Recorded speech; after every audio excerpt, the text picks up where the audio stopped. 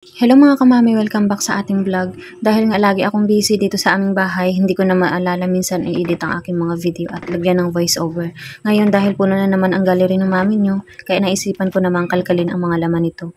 Dahil nga nagtitipid kami at ayaw na namin na magbayad ng pang-labor sa pagkabit ng pinto at doorknob, kaya si Mr. na lang nagkabit, sinimulan niya muna sa pag-planer yan. Alam naman natin, di ba, kapag mag-order tayo ng pinto, kailangan malaki talaga ang pinto sa hamba. Saka babawasan kapag ikakabit na, kasi susukatin pa.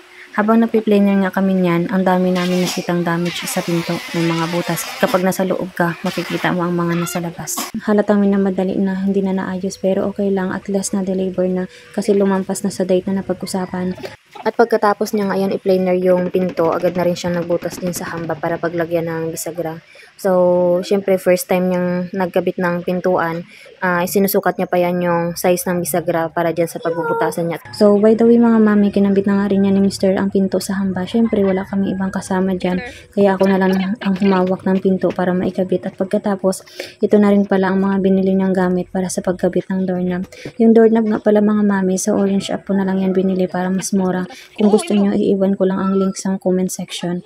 Medyo natagalan nga si Mr. na gumawa ng butas dyan sa doorknob. Kasi first time niya rin magkabit ng pinto at gumawa ng doorknob. So, yan yung pinapag-practicean niya para matuto siyang gumawa. Gusto niya kasi mga mami, kung kaya niya, siya na lang ang gagawa para naman libre sa pang-labor namin. So, pagkatapos nga, tinry na nga namin i-open at i-close yung door para magsubukan namin kung matibay ba yung pagkakabit niya at gumagana yung doorknob kung naglalak ba talaga. So, yun lang mga mami. Salamat sa panonood ninyo.